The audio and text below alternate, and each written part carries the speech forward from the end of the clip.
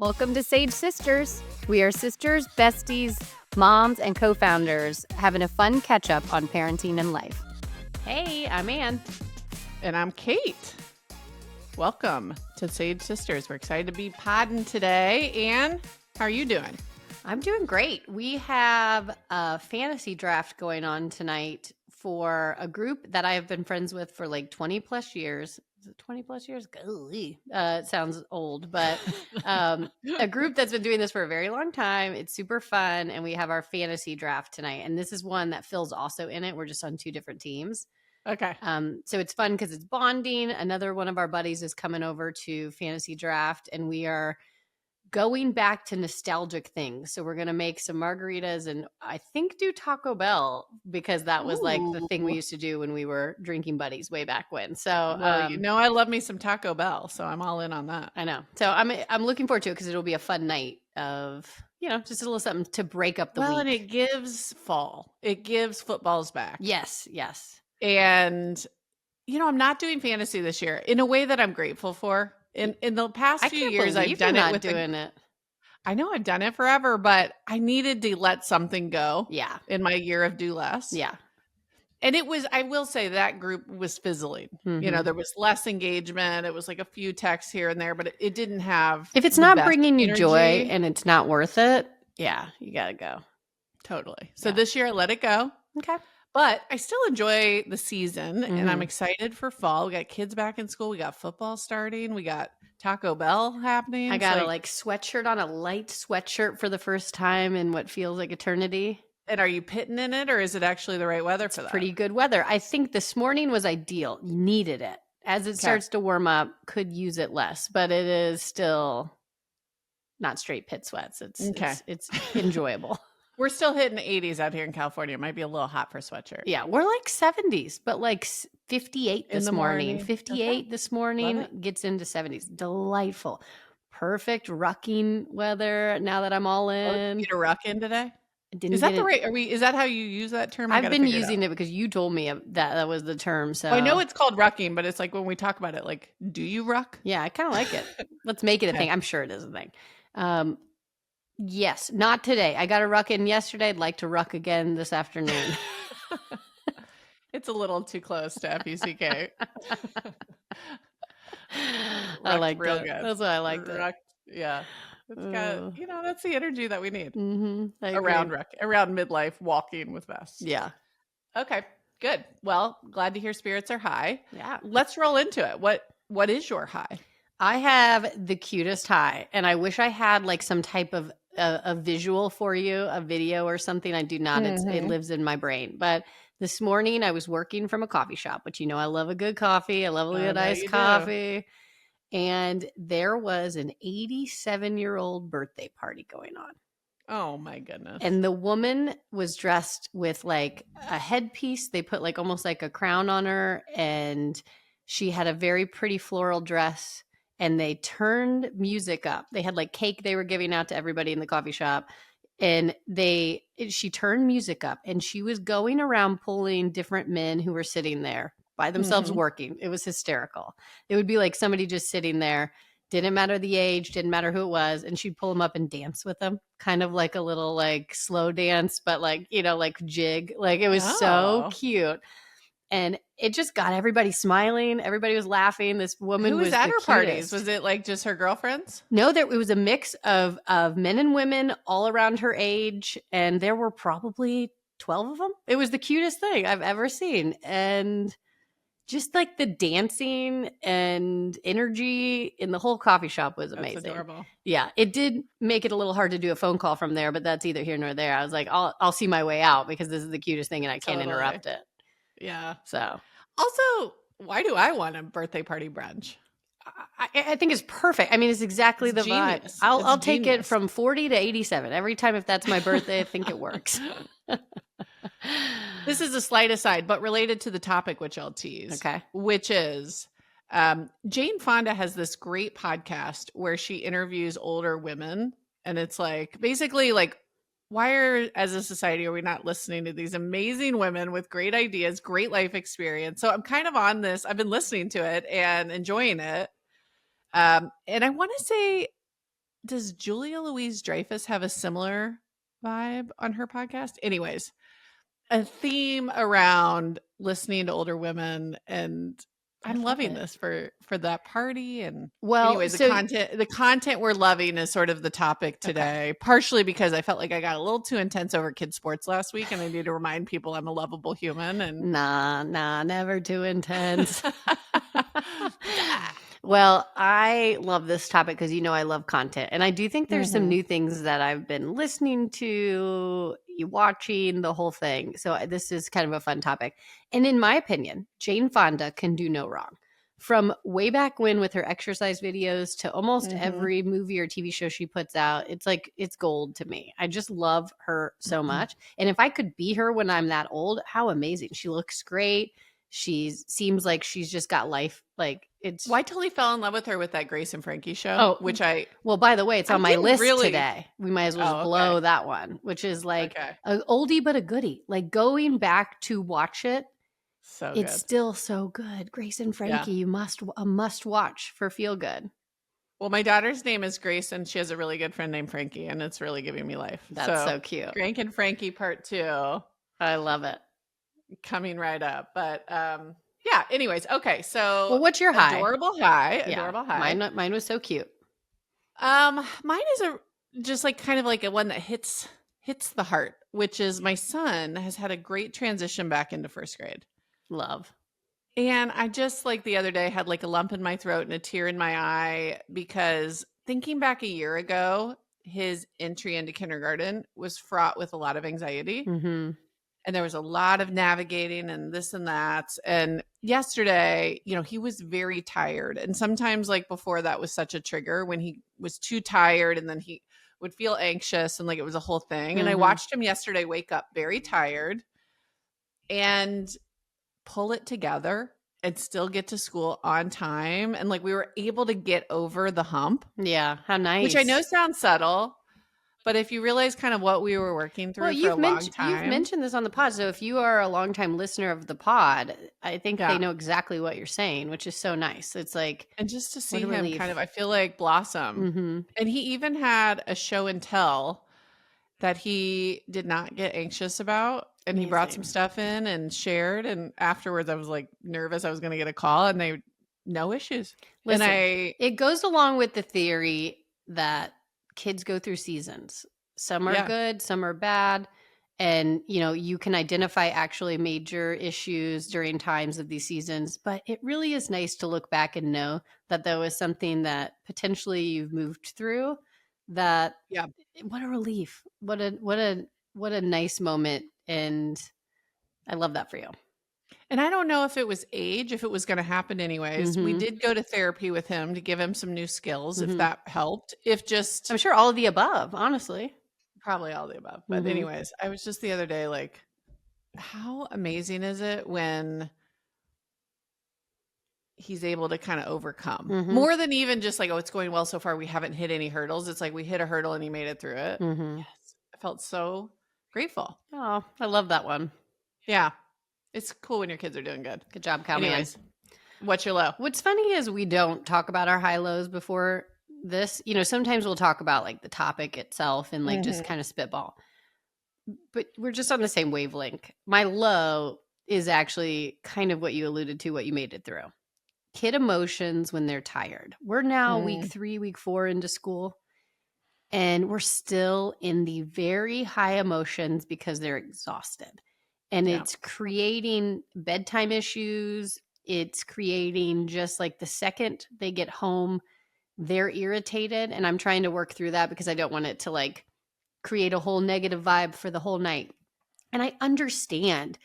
I mean, they're asked to sit there for so long and it's changed from what they were just doing. And at the ages they are, it's very hard to adjust to that difference. And it seems like they're all doing really well in the actual classroom. You know what I mean? Like the first grade teacher at open house was kind of joking that some of the kids' eyes are like at the end of the day starting to blink heavy, like they're almost falling asleep. But it does sound like the actual schooling is going well. But when they're home, they're crazy and it's exhausting. And how does it present in your house, like when they are tired? It's just they won't rest. They won't like watch a show or anything. Or? I try. We can watch a little show sometimes, but it's just the irritation. Everything. I'm starving. This is awful. I want to watch this versus that. Like nothing is easy in those moments, and so we're really trying to do a little downtime of like, okay, if you need a moment, let's just relax. Let's not go straight into reading or let's take a moment. I'll even have snacks like ready, but it's like. If a full dinner is not presented at 4 p.m., they're angry. If a full, it's just like unrealistic things. Yeah. And no, I know they're exhausted. We'll just get through it. But we've been trying to push bedtime, earlier, but then they're still up there wiggling. It's just like, I just don't know how to actually get them to get more sleep. Yeah, it's just the routine shift is tricky when you're young. Mm-hmm. It's just tricky. So I'm navigating that. It feels like this week hit is like the big explosion, and I hope that this is the week that they kind of get used to it, and so next week's easier. But this week I've been like preparing myself when they come home. Well, like I said, Cal was tired. I've been trying to move our bedtime up because I'm noticing, seemingly they were going to bed at 8:30 and waking up tired. Yeah. So I'm like, okay, well, we got to go to bed at 7:30 or at least start asleep by 8. And I want them to read and like do a whole thing. So we've like moved up dinner a pinch to like give us plenty of time to like do the whole bedtime routine and still like be asleep by 8. That's what we've been doing. Trying. But sometimes, you know how it is. It's like sometimes it ain't happening. Last night we really had Ace had practice, but Lola did not. So we were able to kind of get her to go to bed earlier because she was really struggling. Is he doing, what times are his practices? Late? No, not bad. 6 to 7. So, we try to eat dinner beforehand so he can have a little snack after, but it's like, then we get home, then he's in the shower, then he's straight to bed. But the girls can stay home and sleep, When I work out at night, I have a hard time going to sleep after. Yeah. I don't know if that's the same for him, but like if I play tennis on a night game, because I'm up, like my body's just up. It's like, I didn't have that like spiraling down going into bed. But anyways. Well, our practices though are like weirdly early. It's like 4 to 5. It's like we got to work, people. It's like there's no winning. Yeah, it is true. It's like there's not a great time. But I talked to a parent. I agree. I talked to a parent that started at 6:45 and they don't end until 8:30. I'm like, God, at this age, that's insane. See, don't get me started. I know. Don't get me started. Relax. Yeah, your shoulders went up. Relax. I know. I gotta get my Theragun out. Okay. Well, I guess we're going in. We're going into your low. Keep your shoulders up for one more second. Okay. What's your low? Have you started any of the braces for your kids, the orthodontics? No, because you told me, I forget what it is, but they have to lose a certain percentage of kid teeth and get their adult teeth before. Right. We don't. We're slow teeth losers, I guess. That sounded weird, but there's something that we're doing with our kids called orthotropics. I had never heard of this before, but it basically is a newer thing to fix any structural breathing issues with braces and retainers and expanders and all the things so that my children will not end up with this I was going to say, I wish we had it at our age because our profile could have used it. I agree. And in addition to the aesthetics of it, I think some of my sleep issue is sleep apnea, breathing issues. I know that, my kids have some of that. So we're trying to fix it young, which is great. Wish we had it. And like, if your jaw sets at 12, it's too late, apparently. So it's like, you got to kind of do all this stuff before the jaw matures. And then the only way to fix it, like for me, is like if I broke my face and like had this massive surgery. Right. Anyways, we're doing the orthotropics. It makes sense for my kids. It's like good parenting and like we're going to get their breathing good for the lifetime. But man, it's painful to go through. Yeah. First of all, you got to take them. Well, I was talking about myself, not my kids. No.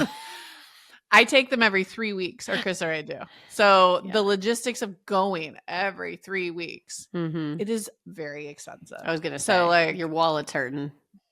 I know that to be true. Well, and you've confirmed, just like playing devil's advocate, that I do think that we have specific breathing issues that run in our family. So that's a difference. Sometimes I feel like they're pushing orthodontics early for money purposes. Well, So I kind of am like a little bit skeptical, but with the breathing, I understand it. So go on. Well, you can put your little aluminum tin hat on over there. I know you're always looking for a conspiracy, but when your shoulders go up, my tin hat foil goes on. It's like the only things in life.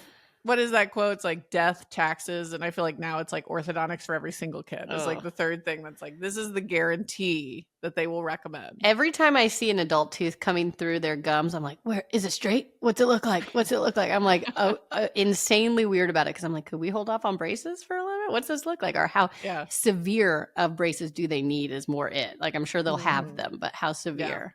Yeah, totally. You know, Phil, my husband, never had braces. And his teeth were relatively good. And in adulthood, he got Invisalign for a little bit to try to fix some things. Okay. It was basically just the bottom part.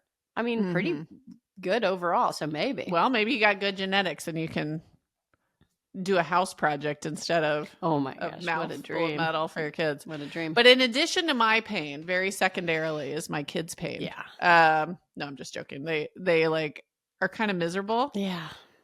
And for 48 hours after every 3-week appointment, they're uncomfortable. So then I'm doing the Tylenol, Advil on repeat, the grumpiness associated with it. It's like, I feel bad. It's like, and is there anything worse than like tooth pain, mouth pain? No, I was just thinking that. I had a tooth issue not that long ago where I had a filling and then I bit my tongue, just like bit my tongue the other day. And it hurt. And I was a crab. Because I was like, it really stinks.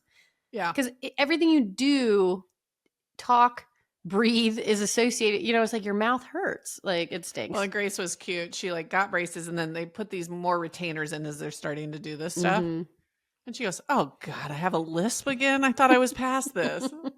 I was like, you can't really tell. She's like, oh really? Like lisping all over the place. I was like, at least she's a self-aware and like self-aware and goofing about herself a little bit. I was like, listen, trust me, you'd rather get this out of the way at 9 totally being 15, 16. Totally. Which is, I feel like in our generation when we got braces was more like high school. I think it was like 7th grade, late middle school, because remember the awkwardness of 7th and 8th grade. And I just specifically remember being 13 and looking pretty rough and mom being like forgetting that she had a younger daughter and was like, listen, we all go through it around 13. Everyone looks awkward. And I'm sitting over there like, what? Me?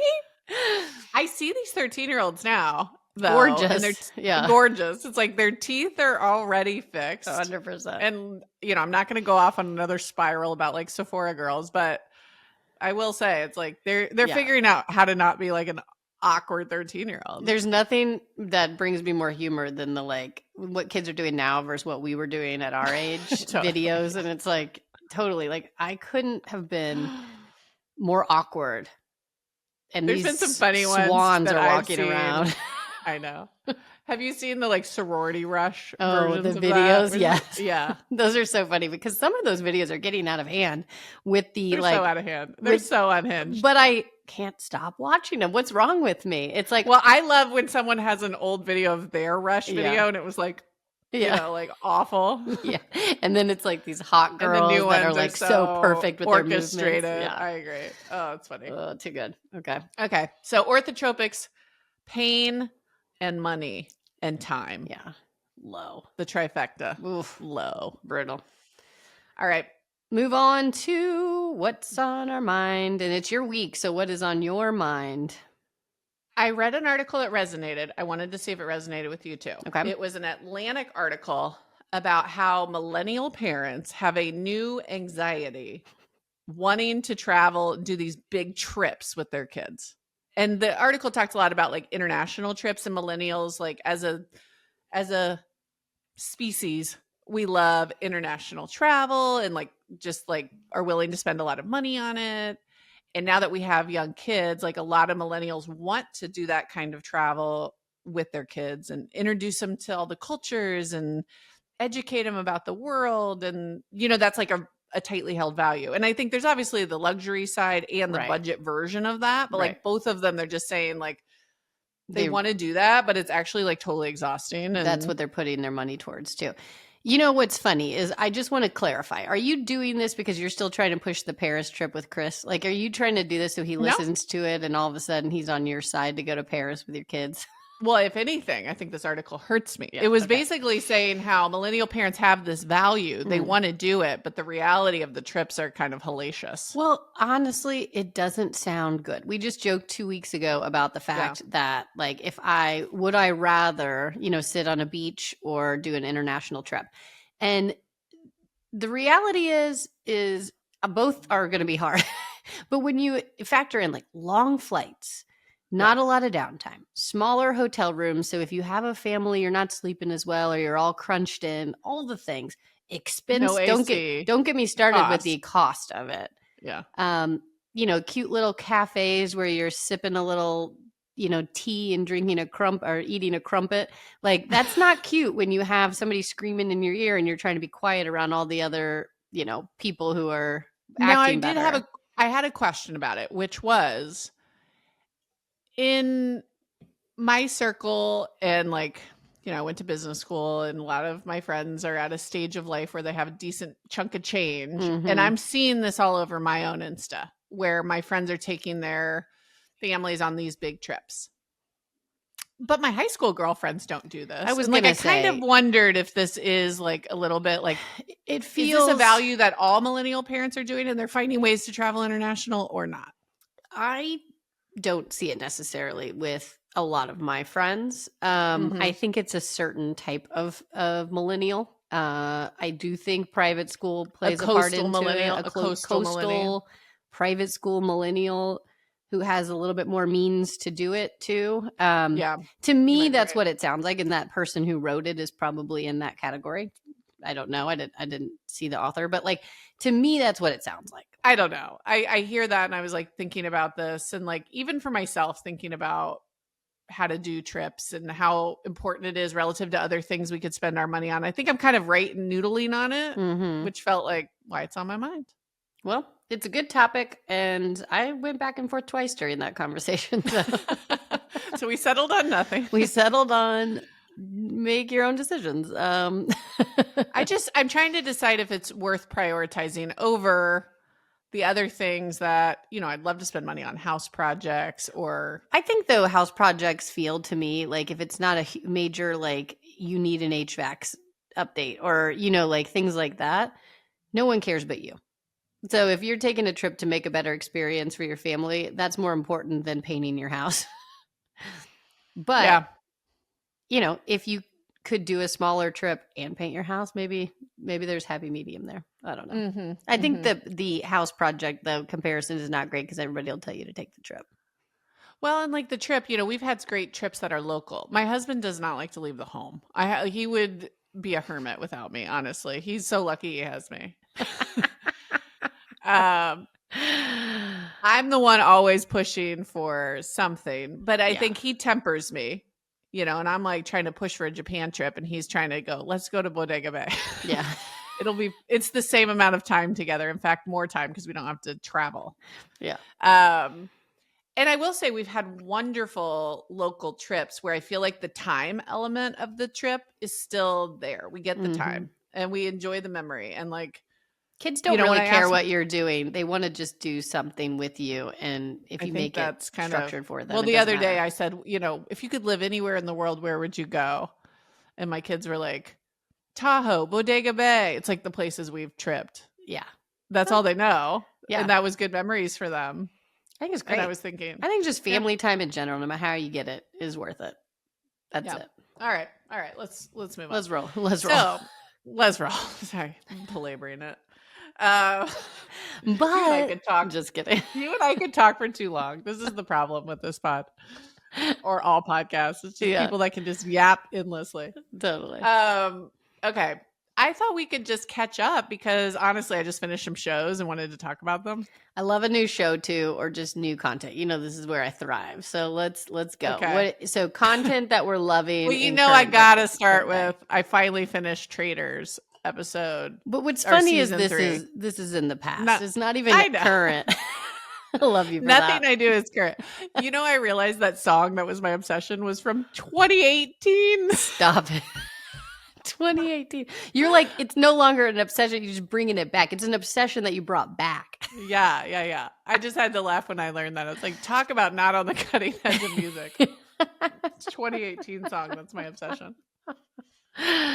Oh, Traitors. Still good. Season 3. I just finished it. My family we watched it together. I will say season 3 had a lot more cursing than the previous seasons. Like there was definitely, I was like, dang it. Like this is becoming a little less family. My kids learned some choice words. Yeah, I was going to say, I didn't watch it with my kids in the moment. So like I didn't remember that, but I liked season 3 the most. If you asked me, it was fun, but just a couple of the people on there cursed every single time. Okay. F this, F that. Yeah, that's tough. And my kids learned a few words that I wish they didn't know. Yeah, you had to have a deep conversation after that. Well, I think it's a great show though. Overall, I'm obsessed with it. I'm so glad you finally watched it, and maybe ill-advised to have told you could watch that last season with your kids. But I just think it's those fun game showy type of shows is just, it hits the spot when you need some filler TV. Totally. So it was very fun. Yeah. I was excited. I thought it ended in a fun way. It wasn't exactly how I expected it, which was fun all the way to the end. So anyways, that was great. What, you got any ones that you've just finished or watching? So Phil and I are on a mission, if you will. Oh God. Don't say Mission Impossible. Yes, to watch. Yes, exactly. To watch Mission Impossible. Denied. Just hit me. It just came to me. I didn't even plan that. Brilliant. So we watched the last 2, which was the final. I forget what it's called. The something Reckoning. Oh yes, thank you. The Reckoning, and then the final Reckoning. Okay. So good. And so we rewatched the one that was in 2023. Then the new one released. Was that the one with the train scene, the epic train scene? Yes. Okay. And then the new one just came out this year. And you know, it's just the right recipe. We talk about it. Like Tom Cruise is so perfect in that role. Couldn't love him more. In fact, Phil was like, "Can I stream it, or do I have to go to the movie?" No, you can stream it for a bargain price of $20 on Amazon. Okay. But you know, it was so fun. And we put the kids to bed, kind of like poured a highball, date night. And when you have good like we just both love that type of show too. So it was fun. I can't wait to do that. It'll be fun. And I better make sure that Chris knows he's not allowed to cheat on me and watch it early. He might have already. So you got to ask him, because it's been out for a couple months. We just have now been getting around to it. Okay. But I will say it was fun. You know, some of the plot, you know, all the things, who cares? I just loved it. And now we want to go back and watch all the Mission Impossibles again. Because it just brings it back, because they did a lot of flashbacks to all of them. And so it's an enjoyable date night. And, you know, any show you can go back to like that is so fun. Rewatch to get the new one. Loved it. I love it. Now, are you watching Bachelor in Paradise? Because I'm caught up. I dropped it. It's not over yet. You dropped it? I dropped it. I dropped it like 3 weeks ago, and I haven't had time to catch up. And I didn't care enough, I guess. You're not. I watched a little bit, and then a lot of the older people, I told you, the Golden Bachelors that are on there, were starting to get kicked off, and I started to lose interest. Where are you at with it now that you're caught up? Well, you know, they did some twists and turns this year where, you know, they basically have money on the line for the first time, and they're not sort of pushing for the engagement. In fact, on last night's episode, Hannah Brown's on there, and she started saying, like, is anyone thinking about engagement? And all of them were like, no. Yeah. And I was kind of like, a little bit, that's refreshing, because no one wants to get engaged after 2 to 3 weeks. Yeah. It's like even shorter than The Bachelorette. Right. Like, I think they're still like, we're season in and they're on day 20 or something. Yeah. So I kind of like that aspect of it. But I agree. They put this money out there to make it like a little more game showy. And I can't tell if it helped or hurt it. Like, it's a very different show than it was in the past, to be honest with you, because it's almost less about the relationships and more like they're voting people off on strategy now. Well, and I'm trying to process it, because I dropped because, yes, there was like a drama between Jeremy and 2 girls, and it was a little like, he is Bailey, utterly unlikable. Oh yeah, and like he was kind of like, they brought up the fact that he really loved Susie, but he kept Bailey around, and the whole money on the line made me be like, well, Bailey may be actually trying to like Jeremy, and Jeremy's here for the money. And it was a little, I don't know, there was something I didn't love about that, because I was like, I don't feel like their relationship's real, but do I think they should stay together to win the money? Sure. It was a little like, I couldn't decide if I liked it, because I didn't care about their relationship. I was like, this isn't real. Well, and then the vibe of it is like, oh, we're only going to keep couples that are here for real, like with romantic relationships. So it's like, it's got this weird vibe of like, if you say you're there for the money, you know, you can't be honest that you're there for the money. You have to act like you're there for the relationship. Yeah, I know. I think they need to tweak some things, but I don't mind where they're going because the original was a little like, do I really believe? Yeah, we don't want them to get engaged either. I agree. I don't need it to be all about love and engagement. It didn't seem real ever. But something is not quite right about the way they're doing the money. I agree. I can't kind of put my finger on it, but it's like we need to keep workshopping the format a little bit. I liked the Goldens in there. I did too. Unfortunately, yeah, they like the way that they voted out. It was just like they all went away. I know, and I guess maybe that's part of the reason I didn't love it. It was like they all ganged up against them, and I wanted to see them on. There wasn't any real love connections. It didn't feel like at the Golden level. And I don't know if it's like, you know, you put a bunch of Goldens on. They're realistic. It's like, you know, Kathy is still great TV. She's my favorite. Like, yeah. And she was on there the longest, and I enjoyed every bit of her on the TV screen. Mm-hmm. She's a hoot. She's great. And she had some kind of quote with the guy she was connected to, which was like Keith. He's like, you know, we're just the same, except I have more hair or something. Like, she's just funny. Like, everything about her was just great. So keep tweaking it. Keep tweaking it. That's what I'll say. Keep tweaking. Yeah. Okay. Soundbite. I am also watching. Well, I watched 2 other things, and then we can move on away from shows, I guess. I don't know what else you have. But I started to watch because I was absolutely bored with no content. Perfect Match on Netflix. Have you seen this with Nick? Is this the dating show, but they're a little bit older? No. Probably should have gotten into that. That might be sweeter. This is like popular people on Netflix shows, and they did pull a couple bachelorette people into it this time. Okay. Like the most eligible dating in the younger age from all of these crazy shows on Netflix, like Too Hot to Handle and stuff that I don't watch really. Mm-hmm. They pull them in and they put them in a house, and it's like, find a connection, you know, find your perfect match. And at the end they vote on the couple that's the most perfect match. And then they win, you know, a vacation or something. It's kind of bad. But I watched the whole thing. It was 10 episodes, kind of a quick hit. Nick Lachey is the host. What? He already has a dating show. Yep, this is the second one, and it just was. It was a little trashy, but quick hitter, enjoyable if you need something like that. I'm like almost afraid to put my name behind this one.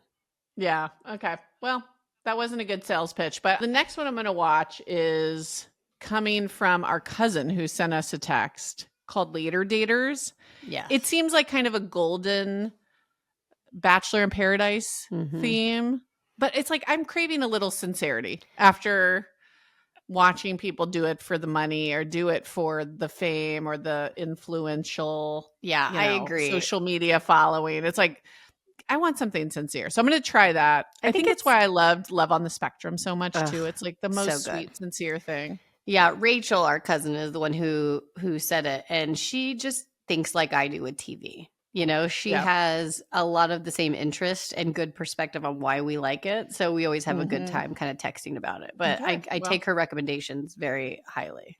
Okay. I'm excited to check it out, Rachel. I'll let you know. That's next up for me. Well, and the last thing I watched, did you see the docuseries on Netflix called Fit for TV? No. This is basically a documentary on The Biggest Loser, the TV show that was so big back in the day. And the whole Bob H was a contestant on Trader season 3. Exactly. So he's relevant again for me. So Bob Harper was on it. And there's a little controversy because they interviewed a lot of the people who used to be on the show or the host. And they didn't include Julianne. What's her name? Julianne. The trainer, though. Yes. And so she actually is very upset and is trying to sue people because part of it was saying like how she used drugs and different things. Julianne Michaels. Thank you. Julianne Michaels. Yeah. And so she's suing because it kind of made the narrative that she gave like caffeine pills and different drugs to kind of push the issue.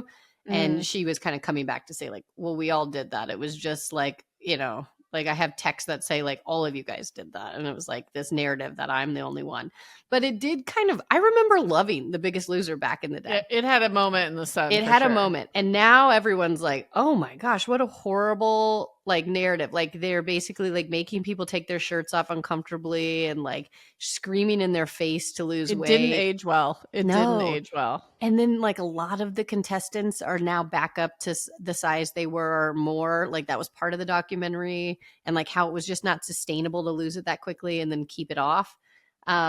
Anyways, it was I found it very interesting to watch because I remember watching The Biggest Loser and actually liking it back in the day. Yeah. And it was like, oof, okay, yeah. I found it.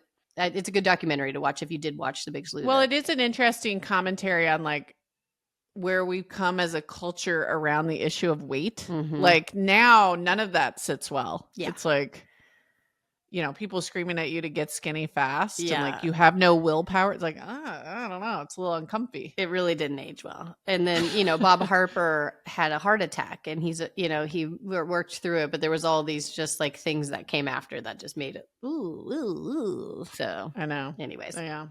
Well, and with the rise of Ozempic and all of the weight loss drugs, it's like, it feels like. Well, it just wouldn't work. It's like, I'll take a shot and sit on my couch. It's a very different show now. Exactly. Okay. All right. Well, do you have any other shows or shall we move on to another category? No, that's all my shows. I'm open to recommendations though from our listeners. I sometimes get great recs. So if anybody has a show they're loving that you think Ann and I need to watch, let us know and we'll give you a shout out next time. Yep. Of course, I'm moving into books. That's where I got to go. Okay. What do you got? Only one book. Okay. I read a book called The Night and the Moth by Rachel Gillig. It is a romantasy. So it's not like some serious one. If you guys read Fourth Wing, excuse me, which I raved about. It's like a cult following for that book. Cult following, big time production movie coming out next year, I think. Anyways, this is kind of the same vein. Okay.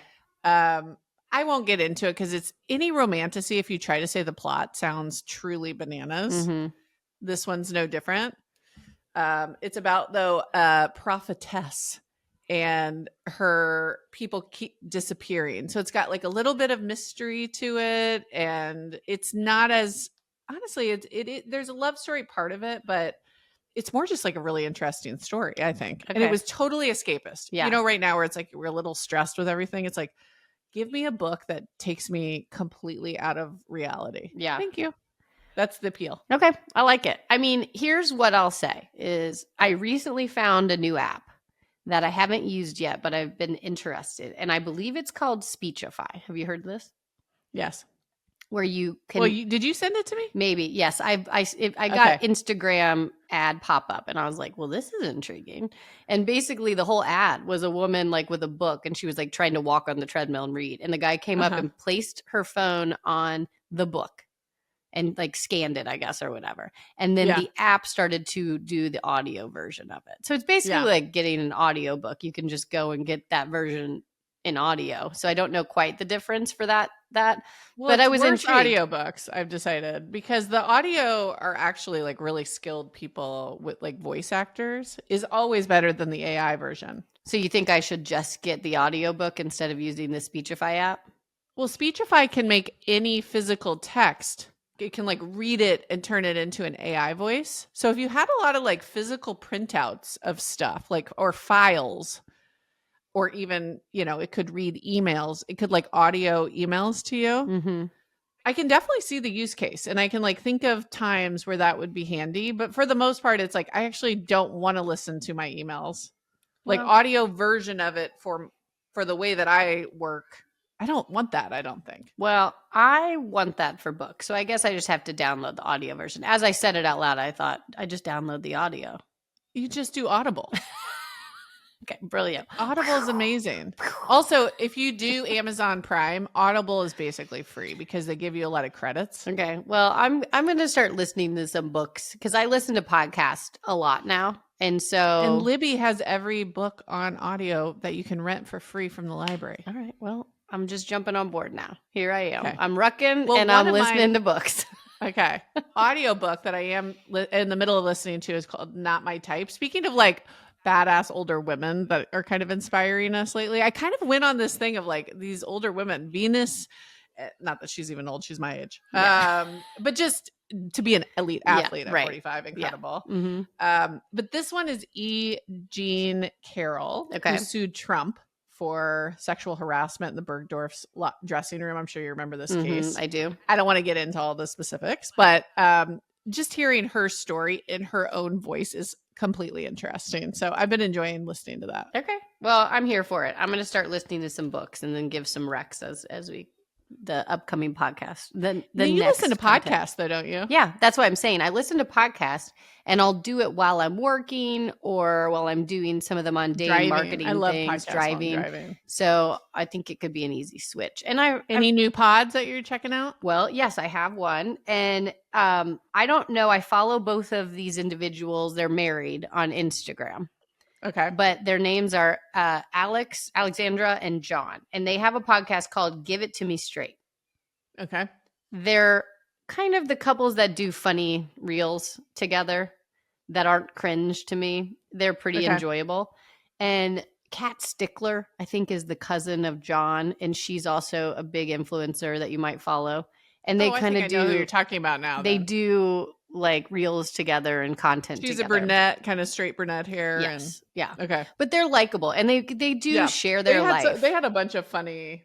Super funny. Not cringe or like, what's that? It's actually very funny. I find them relatable. And, they just recently they lost a pregnancy, then they got pregnant again, and they've kind of shared their journey, but in a really nice way. And it was very relatable and sweet. And you're just rooting for them as people. And so they have a podcast, and I find them to be very funny. So that's a new one. I'll check it out. Yeah, it's lighthearted. They got good banter. We love good banter. Love a banter. So check it out. The only other one, other than the Jane Fonda one that I've spent some time with, is which I haven't done, by the way. So I'm definitely going to listen to the Jane Fonda one. And you can pick through them and say like which people she interviews kind of interest you. Those are kind of nice sometimes. Yeah. But she's great. And then Kylie Kelsey's podcast I went back to. Yeah, I dabble in it on occasion. I like her a lot as a person, and her takes on things a lot of times are something I'm like, yep, I agree.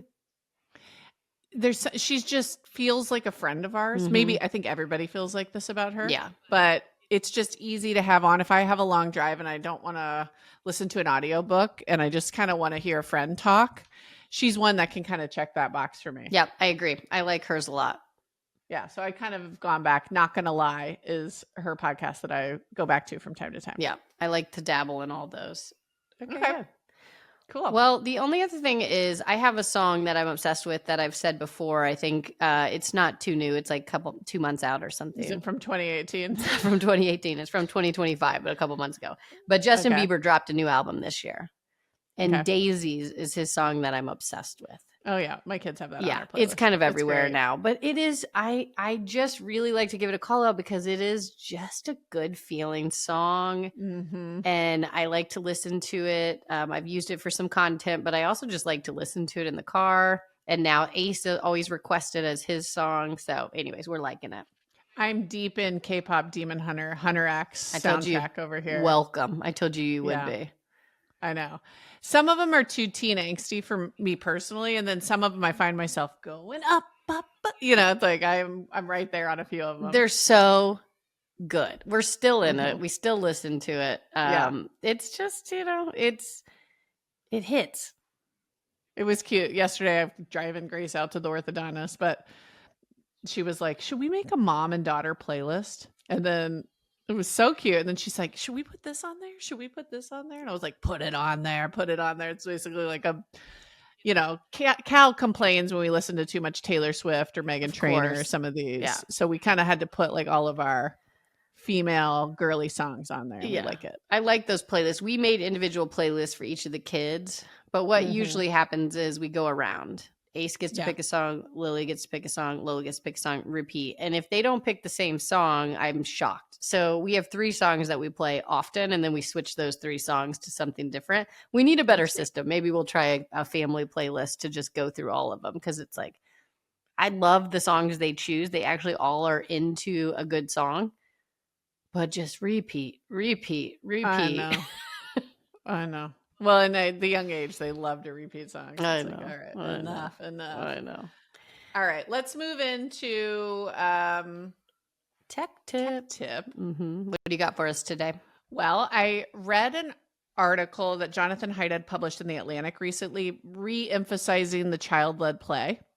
And it reminded me, we have this in our guidebook, but there was a new survey that basically kids are screaming, like, we want more unsupervised child-led play, not just sports, but like unsupervised time. So I just wanted to kind of spend 1 second being like, child-led play is just play dates or neighbors over or them playing with siblings. You can even be around, but you're not guiding the activity. And I do think sometimes we're used to just saying, okay, well, why don't you do this? And why don't you do this? And like part of the gift of child-led play is like they pick what they do. They have to actually think and come up with it. And, you know, even if it's dumb, like who cares? Let them do it. Like that's the whole point. And the more unsupervised, the better, of course, depending on the kid's age. But just wanted to reemphasize that. I think it's so healthy. And I think the article that he wrote was called How to Get Kids Off Their Phones and what they're telling us. And they did this big survey and it's like, kids are craving this. Yeah. Kids are craving this. And that was very clear from the data. Well, and I think it's important when it's super like younger, when they're super little, they can still be creative and do their own play when you're sitting in the room, but not necessarily playing with them. Let them have independent play. As they get older, they can be unsupervised in a different room, but doing their own idea and own creative play. And when they're older, get them off the phones and just put them outside.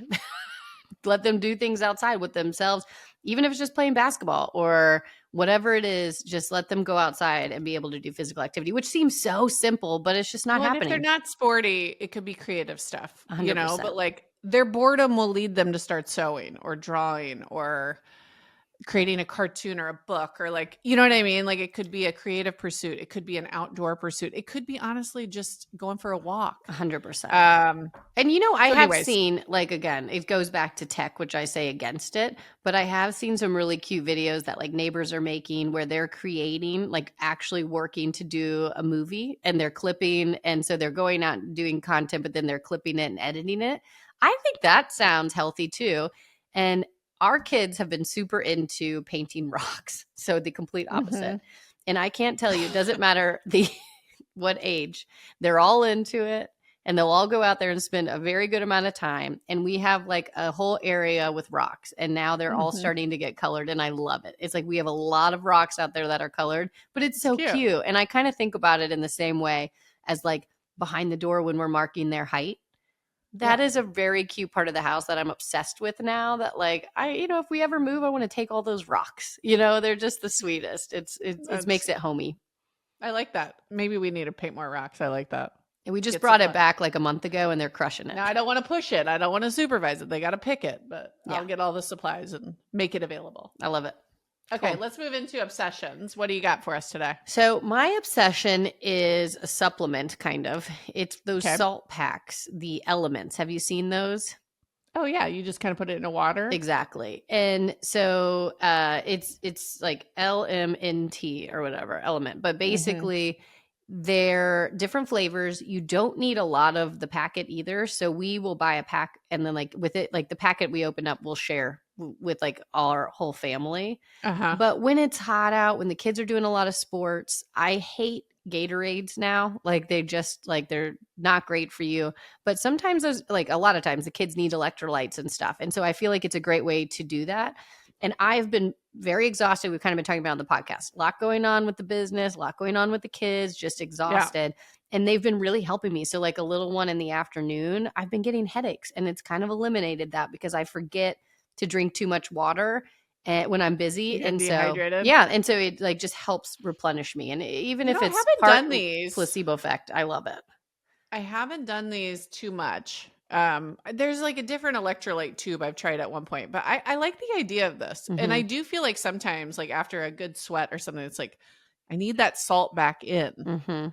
So I'm going to try these. Do you just buy them off Amazon or whatever? Yep. You can buy them online. They come in a big packet. And again, even the packet itself, like the small individual packet, you can share. Like you don't need the whole thing because it is kind of a strong taste. So I will say A little bit goes a long way, but it's been helping our family. And the kids, I assume, like it if you put it in their water bottle for soccer practice or something. 100%. So we've been doing that as a fun little thing for them. And if it's a flavor they like and choose and you do the right amount, it's perfect. So, okay, cool. I'll try. What about you? What's your obsession? Any flavors that are ones we should try first? Honestly, we have lemon and watermelon that tend to be the favorite in our house, but again, very little amount of watermelon needed. You can overdo the watermelon, but watermelon flavor. Ew, but I know, but our kids are liking it. They really like it. Okay, you're right. So, all right, test it out. Yeah. All right, sounds good. My obsession this week. I love to do the New York Times puzzles in the morning, like the nerd that I am. Mm-hmm. And they added a new game called Pips, which is a little dominoes game. Okay. My whole family is obsessed. My whole family. My kids now fight me for it because it's a once a day game. This is what I love about the New York Times puzzles is it's once a day and then you can't do it again until the next day. That's what I'm talking about in terms of like. Now, is it like Wordle?